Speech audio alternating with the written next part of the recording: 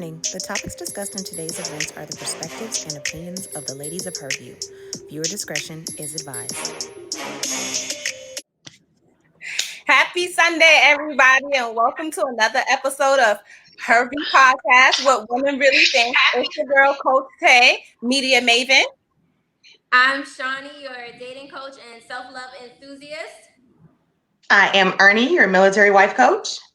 And I'm Adrian, your favorite mental health counselor. And Coach Tay, let's get into some current events. Talk to me.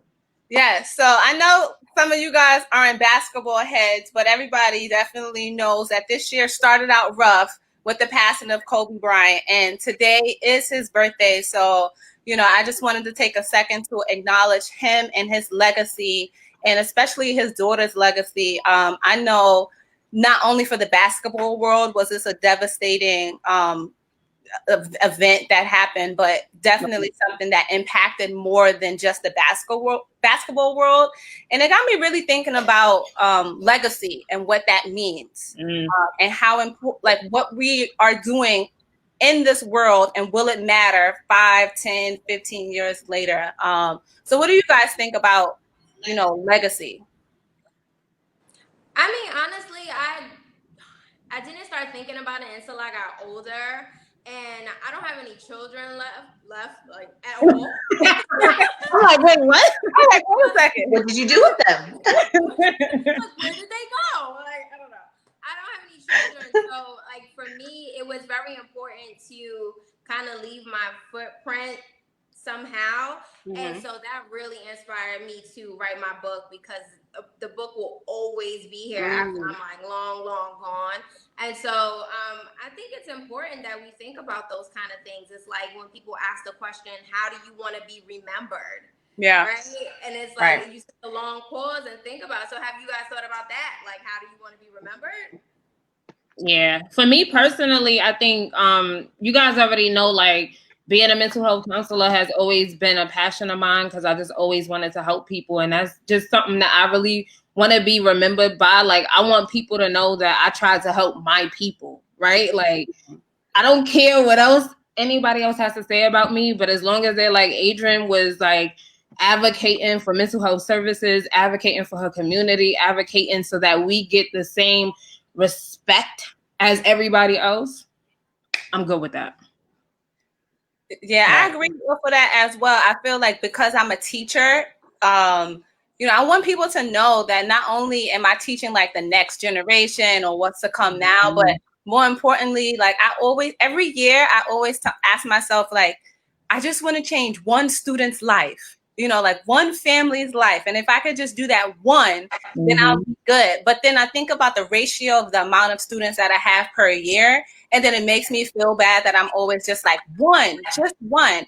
But then to me, it's like, well, then I can't change everybody's lives. But then I teach elementary. So then I do have to, at least that's a goal. And to know that at least, in 5 years when I see those students and they remember me, or 10 years, I think just last year, I believe 2 years ago, it was my first high school class graduating from college. And then this year was my first 3rd grade class graduating to go to high school. And I was like, oh my God. And they remember me. But not only was I like, oh my God, they remember me, they could tell me the lessons that they learned in 3rd grade. I was truly inspired, like, well, at least I'm doing something right in this world. Right. Well, for me, being a parent, always. my kids are like my legacy, right? So like being that I do have a 19-year-old, my biggest thing, like his high school years, was like, am I putting out a good product into society? Because we all have those people that were like, who raised you? Like, right. I didn't want my kid to be one of those who raised you people. So, I mean, that's part of it. And then, like, my husband always says, like, oh, he looks at his career as a we thing.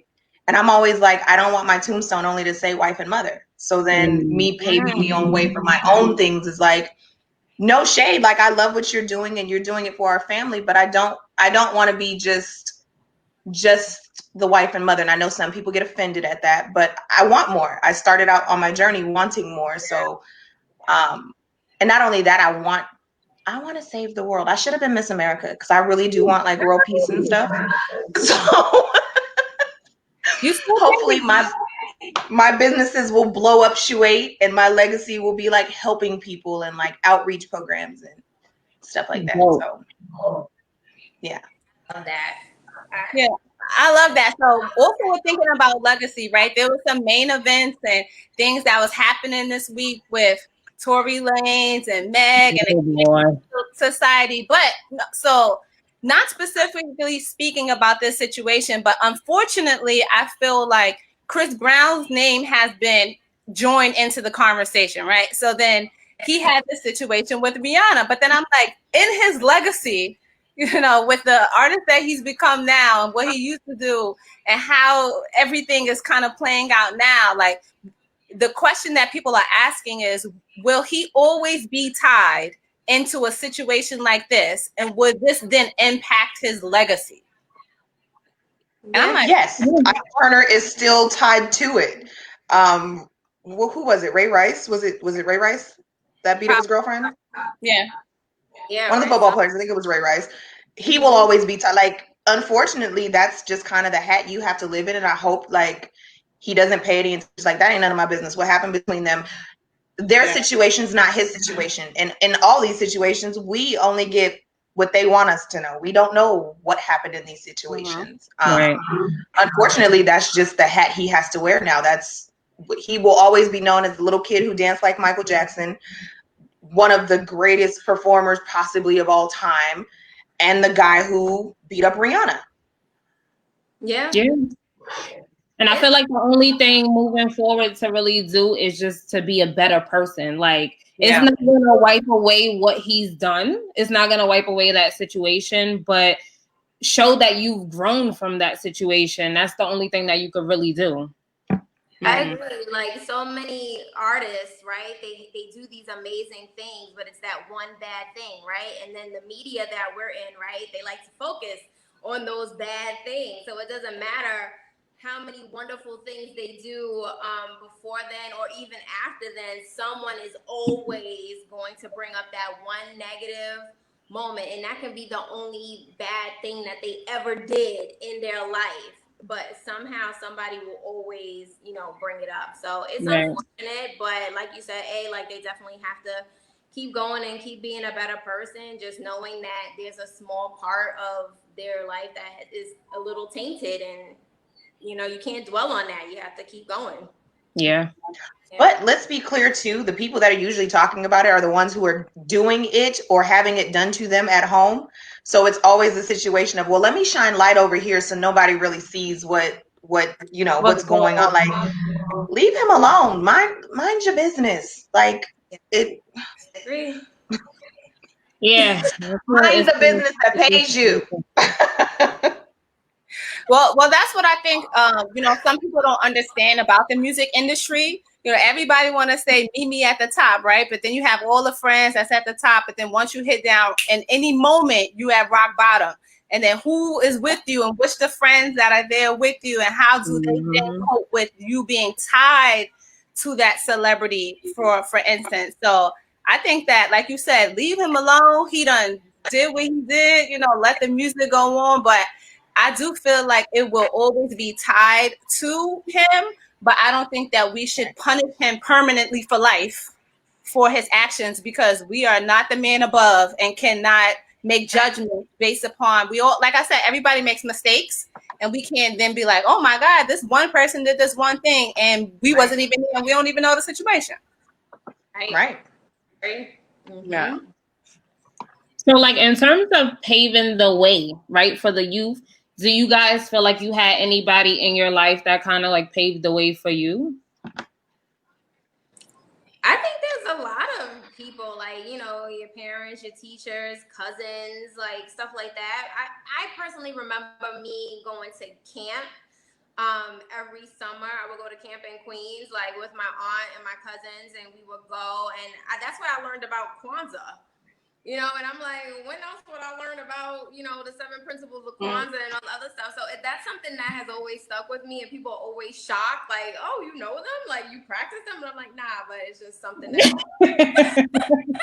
Nah, I don't. But thing I learned, and it Nope. just, you know, it's like an earworm. It just stays with you. Like, you know, you can't unlearn it. So, you know, when I think about it in terms like that, and you know, my mom always like encouraging me to want to see more. So she would always take me out of New York. So I would visit, you know, cousins in Boston. I would visit, you know, people in Florida. I would visit, like, so she always gave me that like love of travel, and that's why I still have it today. So I'm appreciative of that for sure.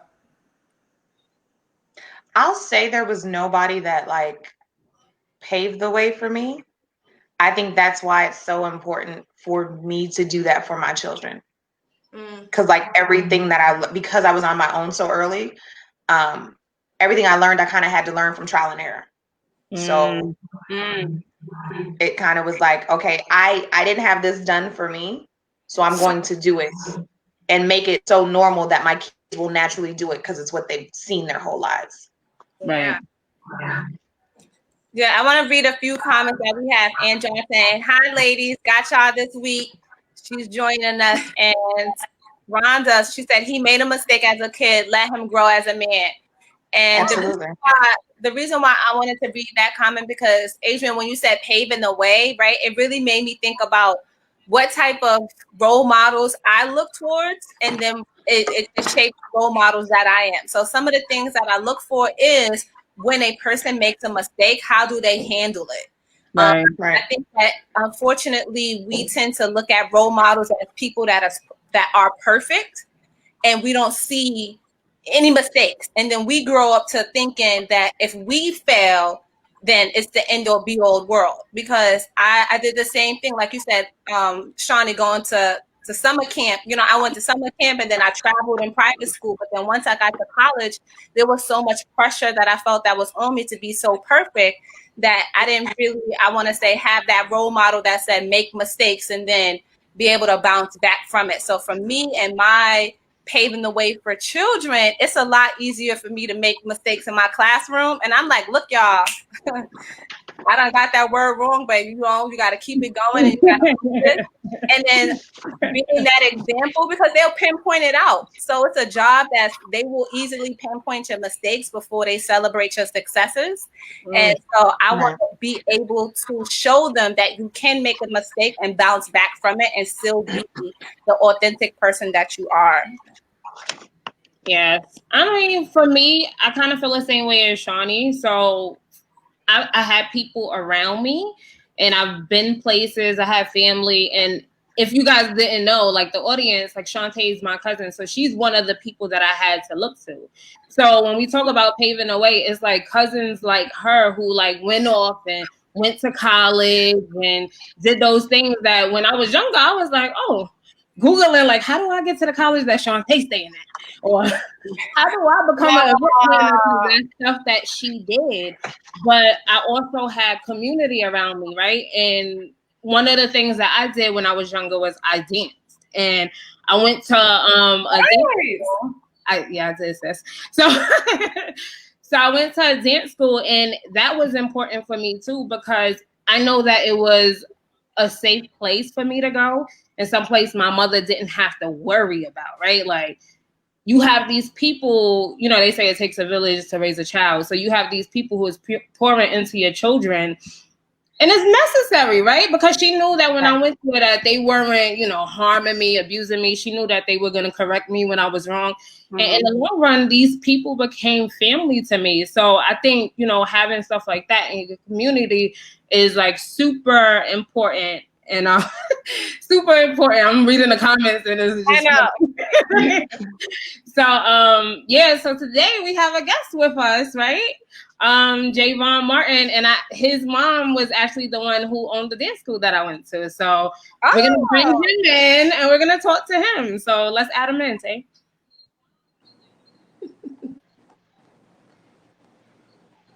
Hi. Hey, what's up? What's up, everybody? What's going on? Hey, Jaivon. How are you? I'm great. How about you all?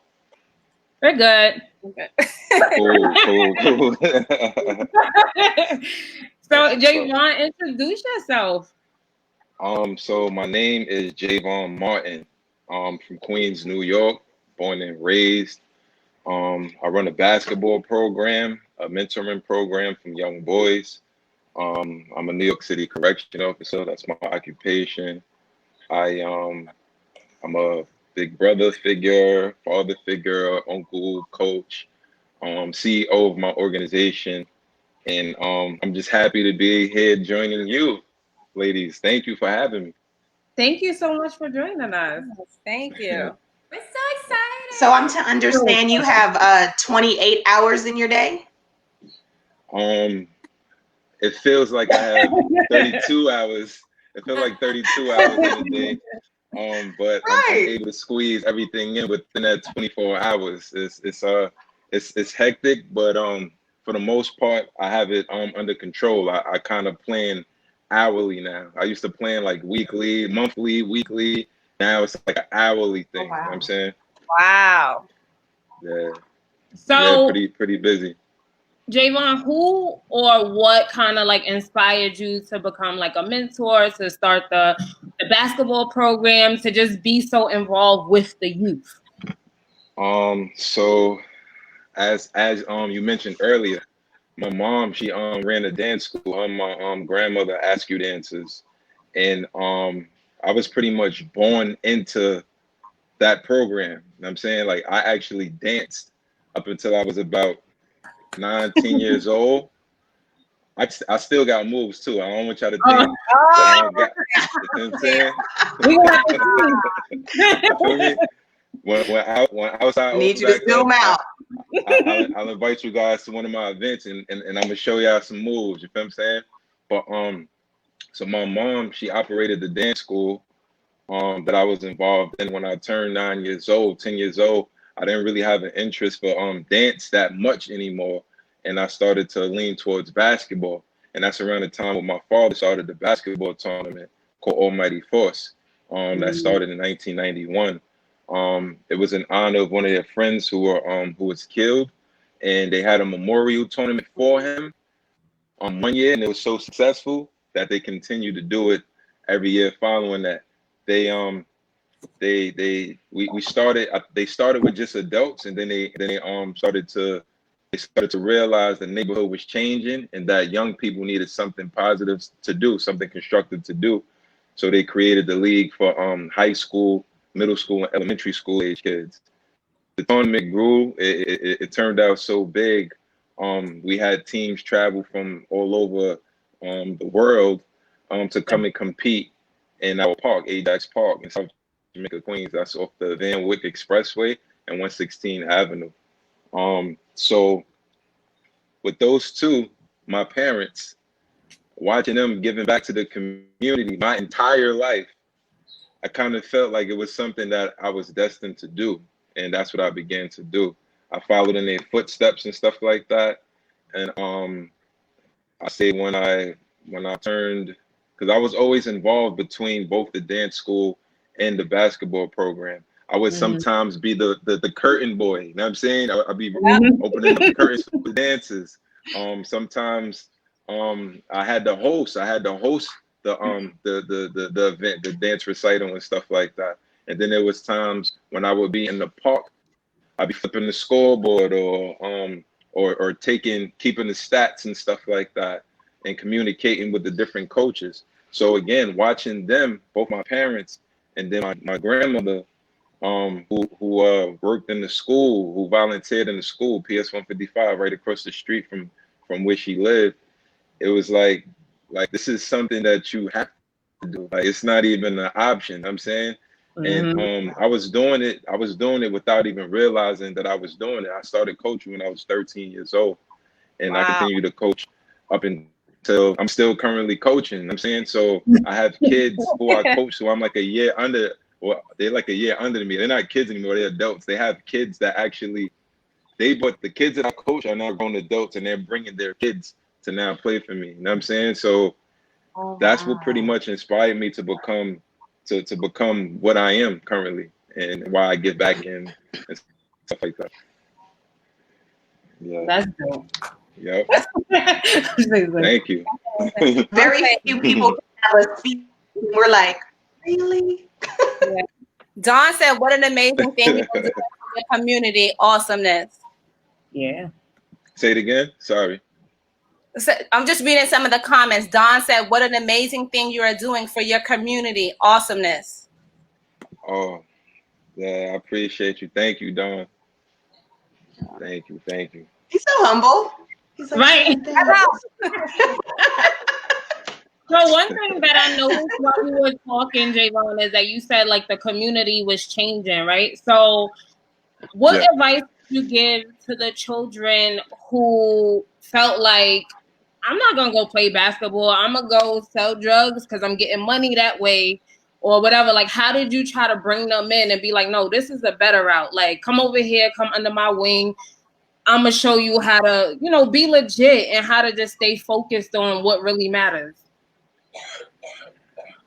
So in a situation like that, I just pretty much that's when I lead by example. Like I actually physically show them a successful person that that generates the same amount of money that these drug dealers are making, and just dress just as nice as them, drive nice vehicles just like them. I'm a homeowner, so I just pretty much showed them, you know what I'm saying, give them examples of successful people. And I have a bunch of friends around me, between officers, firefighters, teachers, even people that's in music, rappers, producers, a lot of people from different fields. So I just pretty much bring those people around me, and that's kind of how the mentoring program came about. I came up with the idea because I was mentoring people. I was mentoring people for years without even realizing what I was doing. So it was brought to my attention that I needed to like really like channel in on like really mentoring, like, and that's how I created the program, the mentoring program, which is I want to say I have about 25 to 30 kids that enrolled in the program, all boys, and I want to say maybe 10 of them are interested in basketball. You know what I'm saying? So you got 15 to 20 kids that don't care about basketball at all, and they have attitudes. They going through puberty. They they don't listen to their parents. Like they only listen to a certain type of person and stuff like that. So I had to kind of figure out had to come up with things that like common interests that we may have. And then with those common interests, there's somebody in my Rolodex that I know that does something that these kids aspire to do.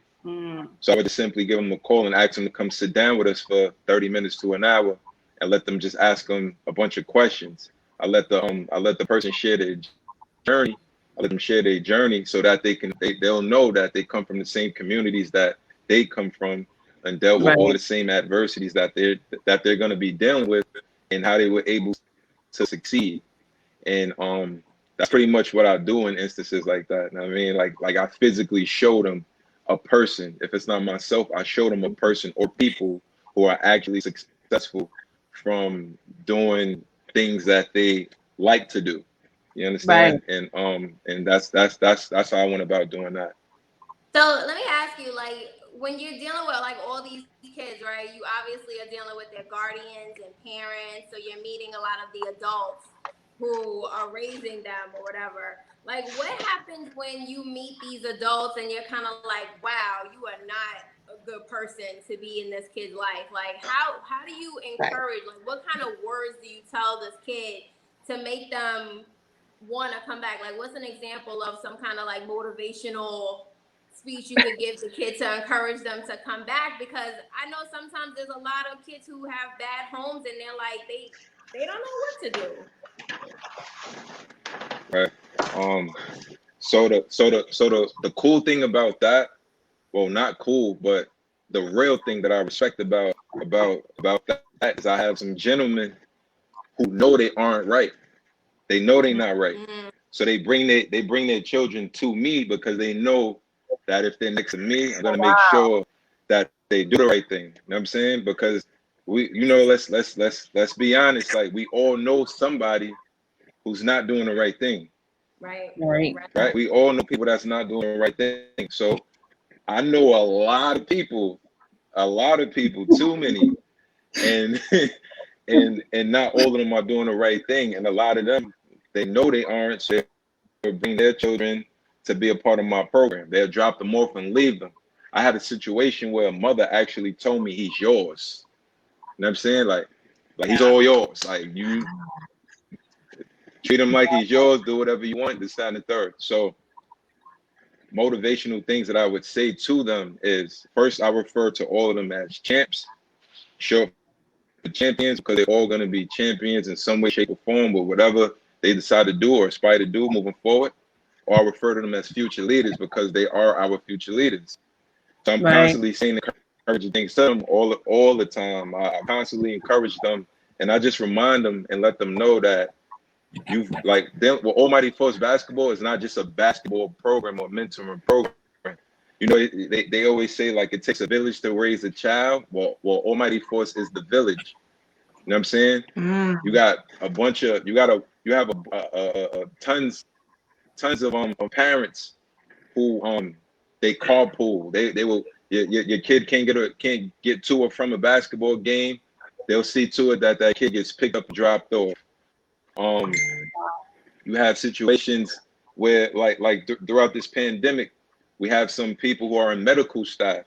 So we know it was a tough time getting hand sanitizers, alcohol, and all the PPF stuff. So we have people who was able to get some belongings and disperse it and spread it out amongst the family, amongst the village. You feel what I'm saying?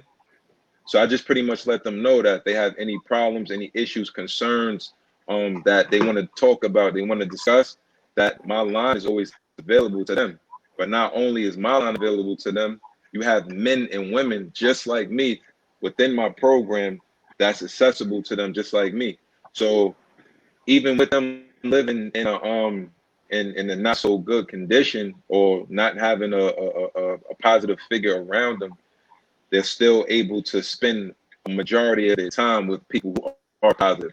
We keep them from, say, Saturday, Sunday, we have them for say 10, 12 hours in the day on the weekends. And on the evenings, on the weekdays, maybe two to 3 days out of the week, we have them 2 to 3 hours after school. So there's really no time for them. It leaves them a very little time for them to do anything wrong, because we keeping them so busy.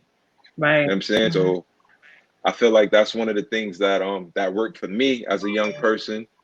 I always had a busy schedule, and I think that's why my life is how it is now, and I'm able to manage it, because this is how they raised me. I don't know if my parents raised me directly this way, like they knew like I was just gonna be some busy person, but it prepared me for all the things that I'm doing today. Yeah. So I do have a question.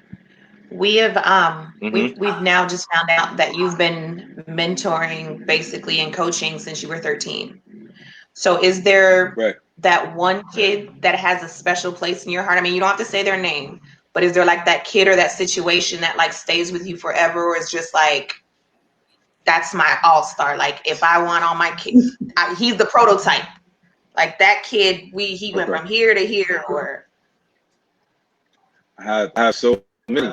I have too many. Dude. I have too many. I have a long list of people. But I'll give you two, if that's cool, if that's okay. I give you two that come to mind.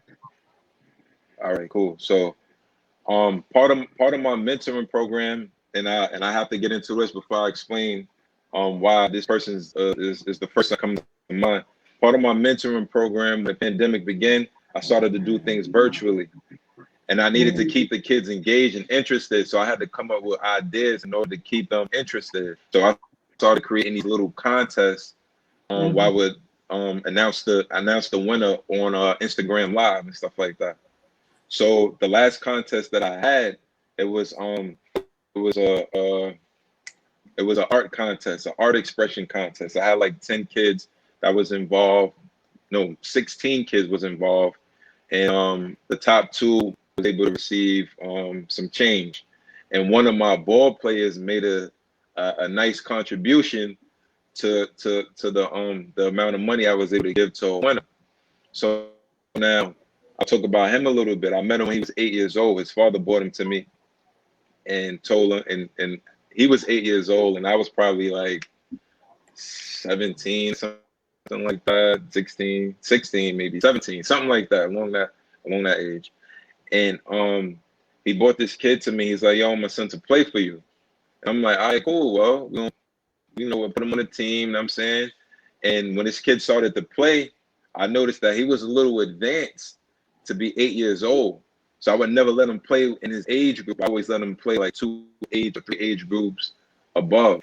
So when this kid was like 13 years old, when he was 10 years old, I had him playing with 16-year-old kids. Wow. He was that talented. You know what I'm saying?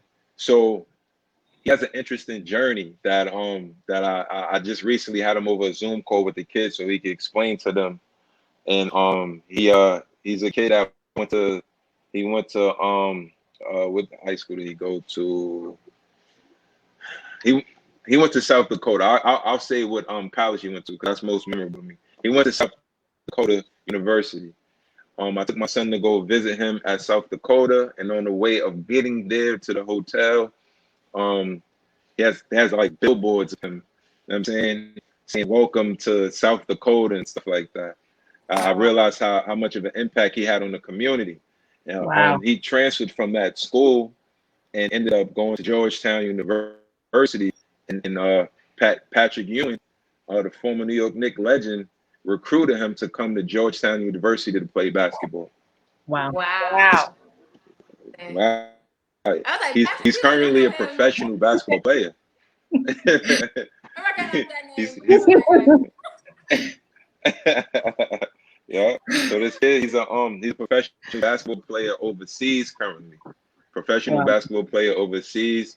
And he's still working on getting into the NBA, which is his ultimate goal. He conquered so many goals in between, but the ultimate goal for all basketball players is to get into the NBA, and he's getting tryouts from a lot of different teams. So it's a great look for him, and I just want to shout him out. His name is Trey Dickerson. Shout out to my little brother. Aww. Hey, Trey. The second person. Yeah. That's amazing. Actually, the cool thing that Trey is doing, he just told me on Friday, he announced it on Twitter and Instagram. He didn't even give me notice. He just told me, he's like, yo, collect all your kids' report cards. I'm like, all right, cool. The report cards. He's like, yo, the person with the highest GPA, I'm taking them school shopping. Wow. So Wow. that, you know what I'm saying? Wow. So that's why that's my number one guy. That's why he comes to mind immediately. You know what I'm saying? Well, that was going to be one of my questions, knowing that some people forget that when you're an athlete, the word that comes before is student.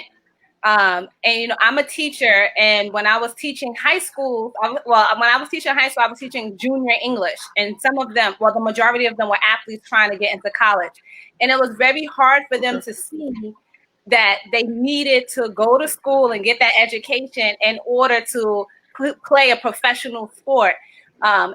Being that you said they have very limited room to do anything other than the programs that you do with them, are you guys heavy on academics and trying to teach them the educational way while balancing out athleticism? Absolutely. I wish my son is in the backyard. My big son is in the backyard playing basketball right now with one of his friends. I would have bring him in here and let him answer that question.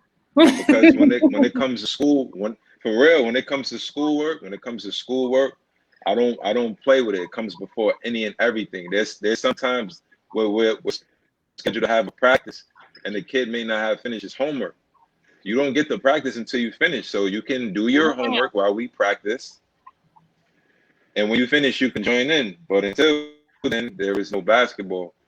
So yes, academics is super important to me, and all of my parents, they, for the most part, they're pretty much on top of their kids. I don't really have any kids struggling in school, which is a beautiful thing. Well, currently, in the past, I had some challenging young guys who they really didn't care for school at all. They made it clear. But one thing that made them want to do the work is they knew that if they didn't do it, if they brought me back a report card that was unacceptable, they wouldn't be able to play. Right. So yes, academics is super important to me. Yeah, into my program. For real. So you had mentioned that your son is in the backyard playing basketball, right? So I know you have 2 sons, and you share yourself with everybody.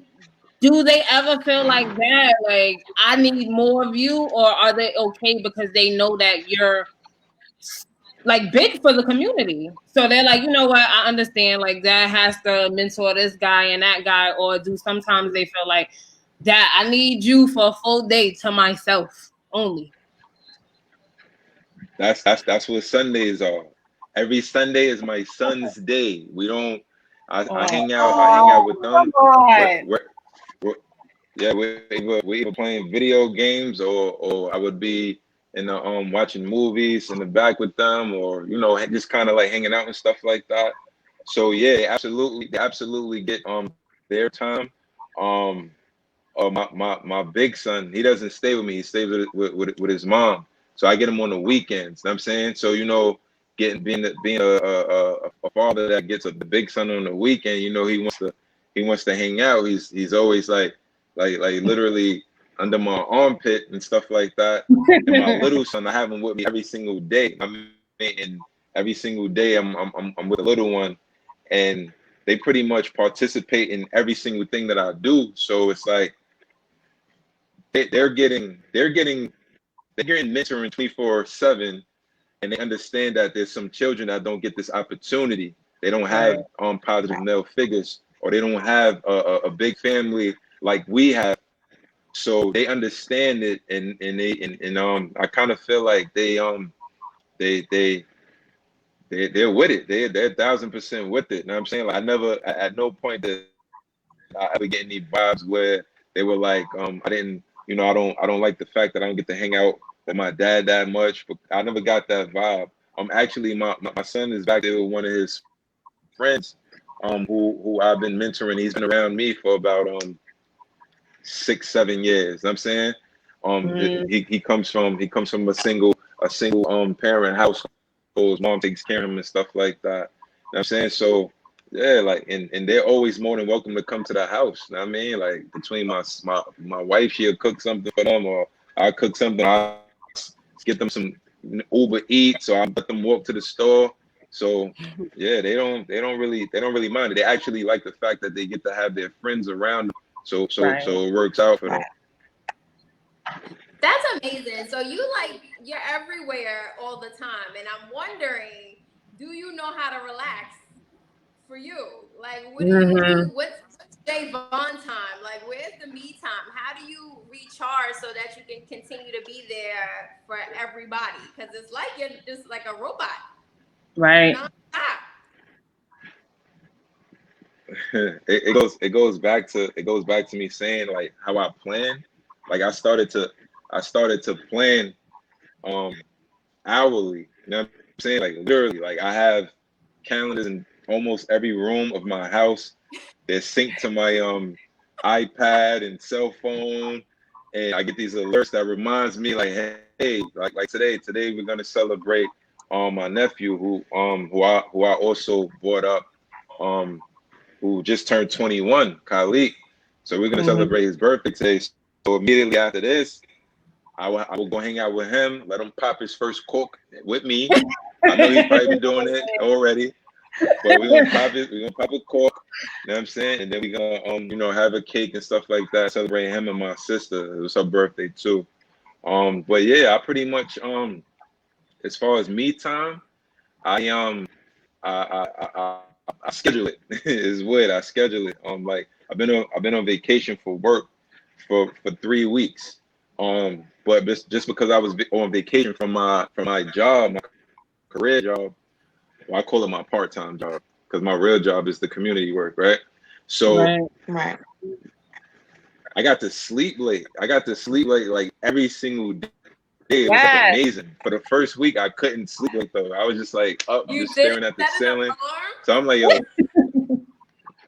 I turned the alarms off. I turned the phone off. Like I would let my phone die. Like everybody knows I'm on vacation. Do not bother me. Like kids, we're gonna catch up later in the evening when the sun goes down, and we're gonna have some basketball practice. But I don't, I slept late every single day. I plan my relaxed days. I'm trying to get into this whole meditating thing. I want to get into it. I hear it's a good thing to get into. And I do a lot of writing. You know what I'm saying? Writing is like therapy for me. So I do a bunch of that stuff. And those are the things that relax me, man. I mean, and having a little sip every now and then, gotta get your little sips in. Let's figure honestly, what's sleeping in late for you? Because you're probably gonna be like, oh, I slept till 8:30. That's funny because that's around the time I sleep too. When I get up at 8:30, I get up because you gotta understand, like my work schedule. I have to be to work at 7 a.m. And I work in Rikers. I'm saying I work on Rikers, so I have to be on time. So I get there at 7 o'clock. As soon as I walk in the door, my day begins and it's nonstop. I work in a unit that deals with construction and stuff like that.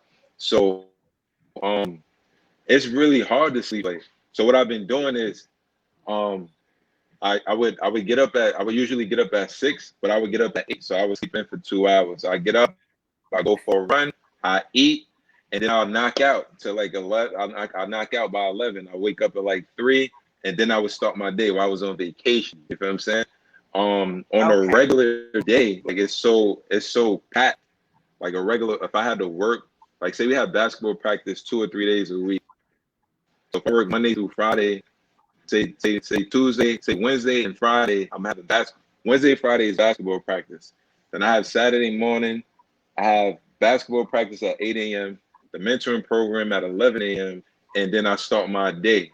I can relax a little bit, or I'm happy that I'm not happy with how things are right now, but I get to relax a little bit in the sense that I ain't gotta go to everybody's cookout, barbecues, baby showers, bar mitzvahs. Like I don't have to do it. Like I got a legit excuse not to come right now. You feel what I'm saying? And I'm happy with that. You know what I'm saying? So that's when I squeeze my time in. Pretty much. So you said that you work on Rikers Island. So one of the questions that I have for you is, there's a lot of youth there as well, and then there's a lot of grown men as well too. Has anyone ever tried to reach out to you for help while being in there, or even like coming home and they're like, Jaivon was so cool in there, he's leading the right path, can I connect with him on the outside? Or do you keep that completely separate? You're like, no, I can't mix the two in together. All right, so is one of the protocols that they have for us in place as an officers is we can't communicate with these people. Right? We can't have any communication with them, right? That's like a big no-no, right? Wow. But realistically, how is that possible? Now I have young people who I once coached. I have peers who were my friends. I'm saying people that I know that came through the facilities. You feel what I'm saying? I had the young people. I had a young kid. One particular kid who this kid just couldn't stay out of jail, but he had little bids, little 6 months here, 4 months here. And we talking about between 16 and 20 years old. So he would play basketball on my team in the summertime, and then I would see him in the facility in the wintertime. You feel what I'm saying? Like like the life that the hand that was dealt to him wasn't a good one. So you know what I'm saying, like that those are some of the things that was happening with him. But I don't close my door to anyone. I don't close my door to anyone. Any young person, any older person seeking a mentor or a person that can lead them into the right direction, I'm gonna do it. Doesn't matter who it is. And you know, that's something I would just have to deal with my job with. Like, if you're really gonna penalize me for being a great person, then Right. you gotta take that up with God, because that's something I'm never gonna turn my back on anyone. Yeah. Right. So yeah, definitely. I've had plenty of kids who came through the facility and then played in my tournament, or vice versa. Even adults, they played in the tournament. I seen them in the corridor. They're like, yo, a lot of times they don't even know that I'm a CEO, because like I don't really broadcast my part-time job. You feel what I'm saying? Right. But I Now I want to do switch have. gears. Oh, go ahead, Ray. Nope, I was about to too. So you go ahead. Let's switch the gears really quick, because I know you work with young men, right? And they're teenagers, and Yeah. they've got hormones and all that other stuff. Do they ever ask you for girl advice, like how to approach a girl, what to do? Do you guys teach them some kind of etiquette on how to be a gentleman when they're approaching the ladies, or are you just like play basketball and keep your head in the books, leave the girls alone? It's for me. I would never just tell them to just play basketball and keep that in the books, because I was a teenager before, and I was a different kind of teenager. You feel what I'm saying? I could kind of relate to these. What's that mean? I was a different kind of teenager. What does it mean? It means what you think it means. I was a different kind of teenager. So it's a nonstop conversation. Like, I sometimes stop in the middle of a drill in basketball practice, and I'm like, listen, I gotta focus on school and leave these girls alone. And here's why. Right? Right. I give them real examples too. I give them real examples. You feel what I'm saying? Like, and then there's I was like, one of the things that I had planned to do with the mentoring program is we were actually gonna have a day where we just explain to them how they supposed to court young ladies, how they supposed to, you know, we still supposed to open doors for them, hold doors and plow chairs, and how to speak to them and stuff like that. We didn't get the opportunity to do that because of what took place, and that's not something that I feel like can be done over Zoom. So when things go back to normal, that's definitely like one of the first workshops that I'm gonna have when we get back to next to each other, and I'm able to really school them on that, because there's a lot of like teen pregnancies and stuff. There's a lot of you know, STDs and stuff going around and stuff like that. Like, I'm no health teacher or nothing like that, but I know a thing or two, so I would express it or explain it the best way that I can without because I'm never gonna let them feel like I'm accepting the fact that they may be active, because I feel like you should wait until you're grown. So I'm gonna stress it. Whether you're doing it or not, I'm still gonna express and say to you that you should not be doing it until you can afford to pay rent, where you can have company and do whatever the hell you want to do. You feel what I'm saying? So yeah, I'm definitely not allowing them to just, they can't like they you know, it's funny because like my son is 14 now. He's in high school. So he's like, I remember 13, 14 years old. I was in high school. That's around the same time I met his mom. You know what I'm saying? So I know what's going on in his mind. And me and him definitely had to have that conversation, because I know how things can get. You know what I'm saying? Like, you wake up one morning and things is just different. You know what I mean? You're trying to figure out what's going on.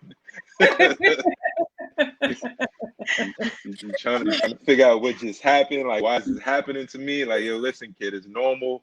You know what I mean? Take it easy. You know what I mean? Don't choke it too hard. Like, you know, Gotta put a timer on the shower. take it easy. Like, you know what I'm saying? I got a 19-year-old. I understand. Right. You understand totally that little sticky Understand. sock that be behind, that be under the bed. You gotta hold it That's when like you this. start doing your own laundry. That's when your laundry becomes your Right. business. Exactly. So yeah, I'm definitely on top of them. I'm on top of them on almost everything, but I want them to be great, and I'm not going to shortchange them. You feel what I'm saying? So there's nothing that I won't discuss with them. There's nothing that I won't explain to them, and that's super important, especially when they become teens. Yeah. Can you guys hear me? Yes. Yes. I would say, like there was something that you said, like I'm not a health teacher, so I don't want to give them too much information, but I would say continue to provide them with anything and everything, because I'm an elementary school teacher and you would be surprised at the knowledge that they are learning. And we don't, Wow. now they're trying to stray away from getting that health ed, or that sex ed, I should say, in school. So it's like, where would they know this information from if they're not learning it in school and they're not learning it from their parents? They would learn it from their friends. So for me, I look towards my mentors, and I wish I had a program that I could ask these questions, because as I started to get older, I started asking other females. But to me, it was like, how do they know? Like, where do they get their information from? So I think that's great to you know where they learned that. little nasty. Nah, you're 100% right, and I'm gonna do that for them. I even had one of the workshops is gonna pertain to like sex ed and stuff like that. I had a teacher who actually taught it and was gonna come down to do a workshop with them with my teen boys to really explain to them, what to look out for. You know what I'm saying, what to be. So I'm definitely on top of that.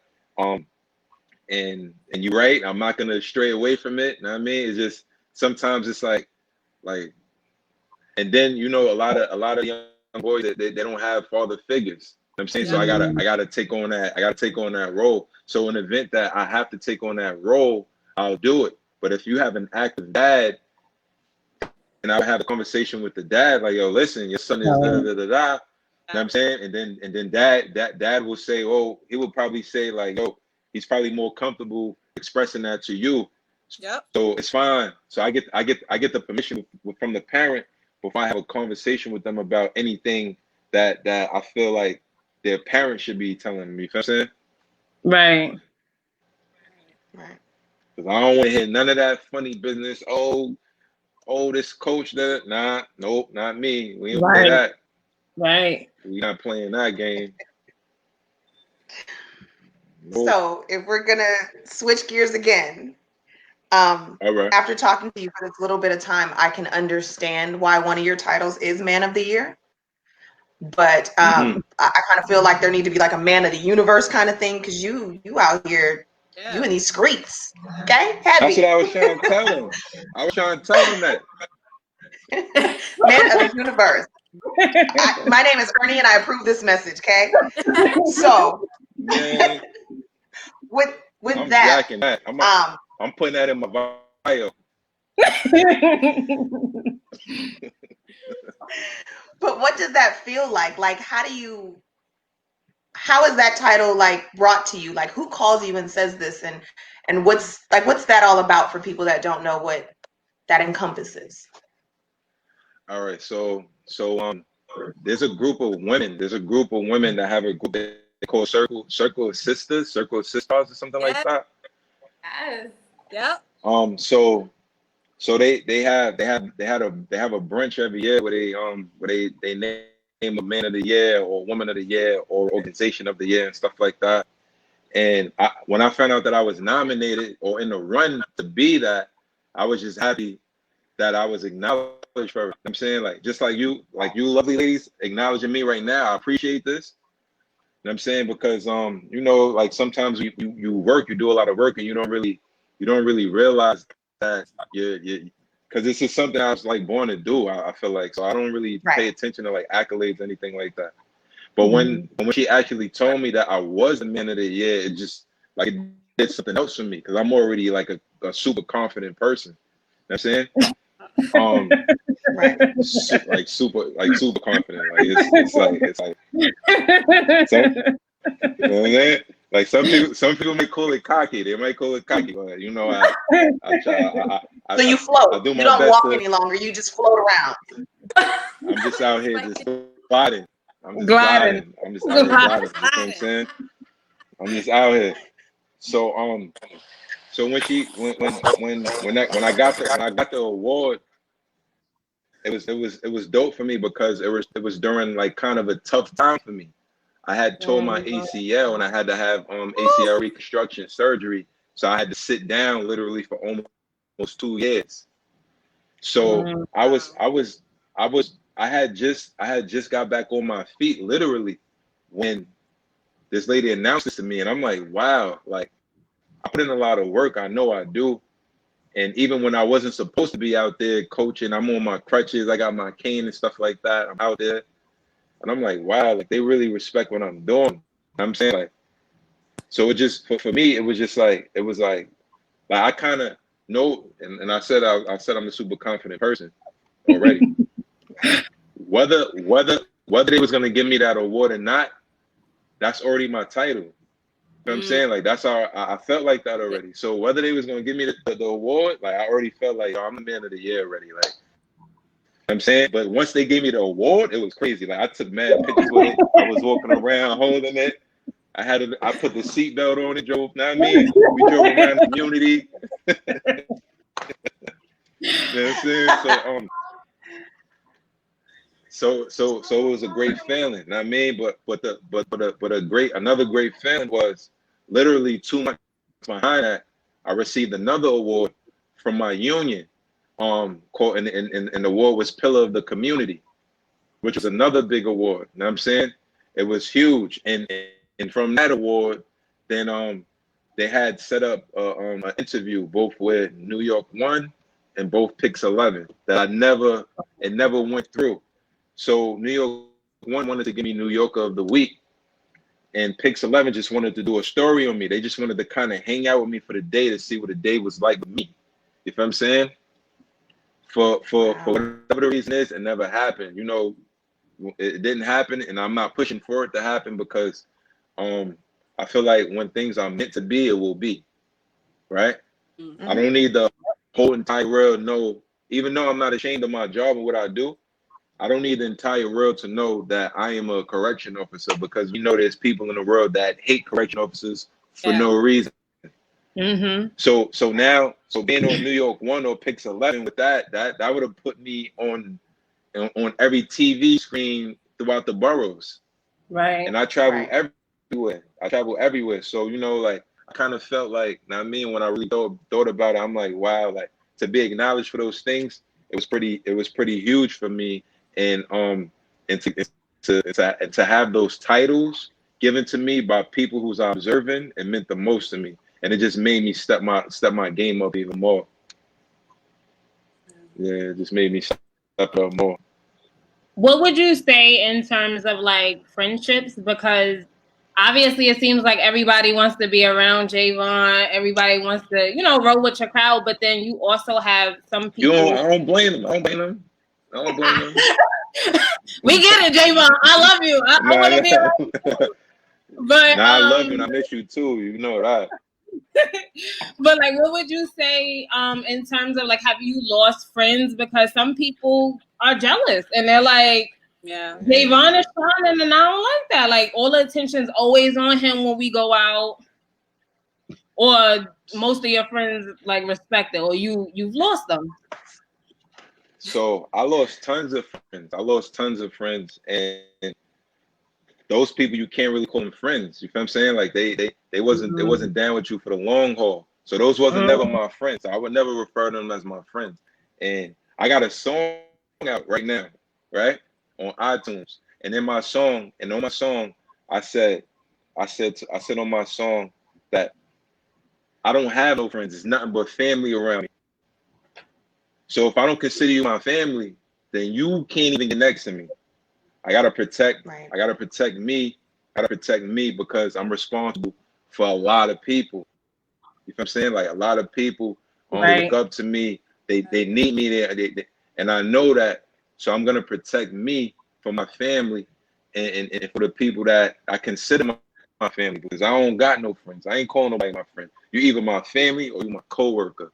That's it. Or you just some inward I know. I don't want to say, but you just some person that I know. You know what I'm saying? But I definitely lost some. I lost a lot of friends.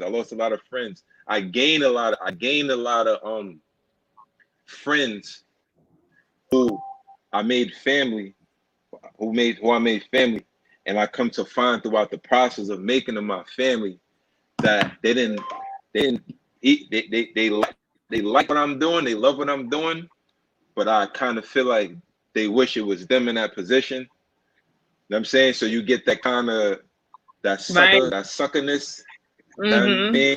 Right. And the mature and grown me learn to accept people for who they are. You feel what I'm saying? So if you a sucker, I'ma still love you, but the sucker business is I'm staying far from it. You feel what I'm saying? And that's pretty much how I handle these people. For real.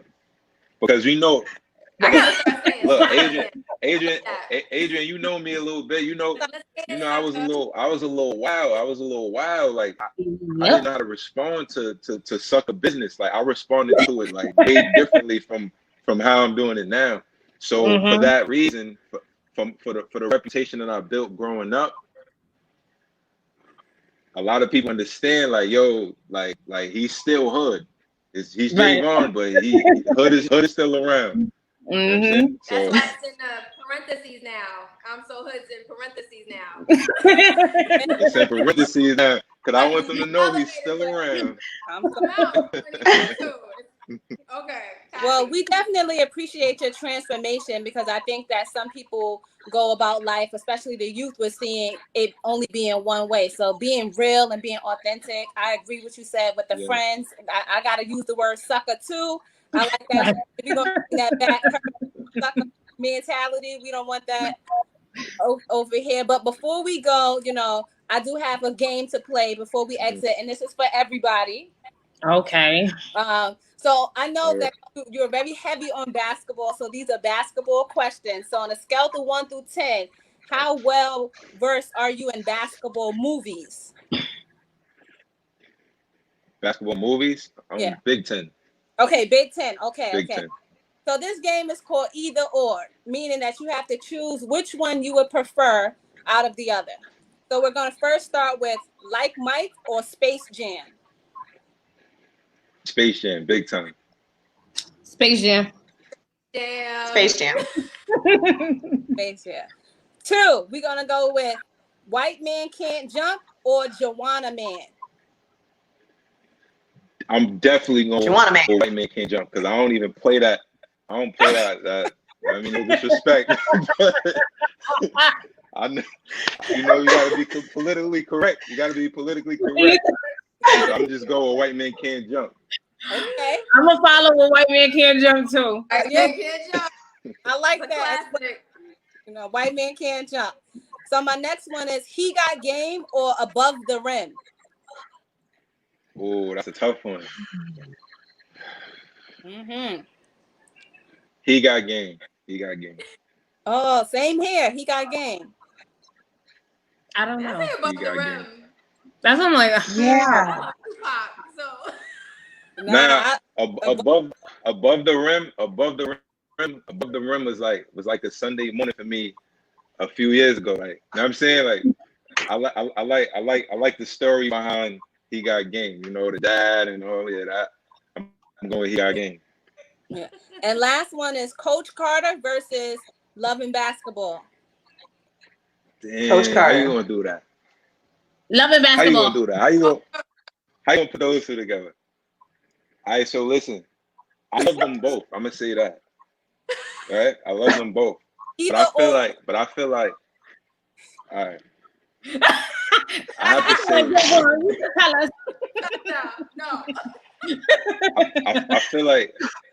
I feel like the Coach Carter movie was about me. It's about for me.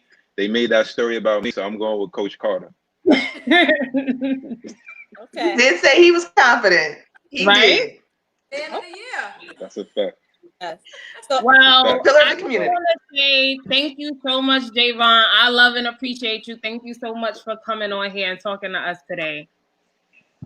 I appreciate you all and thank you. You know, I love and miss you, and I'm super proud of you and proud of you all. This is a dope platform, and keep up the dope work. And I'm gonna be in tune with you guys, all of you. I follow all of you, so I'm gonna be around.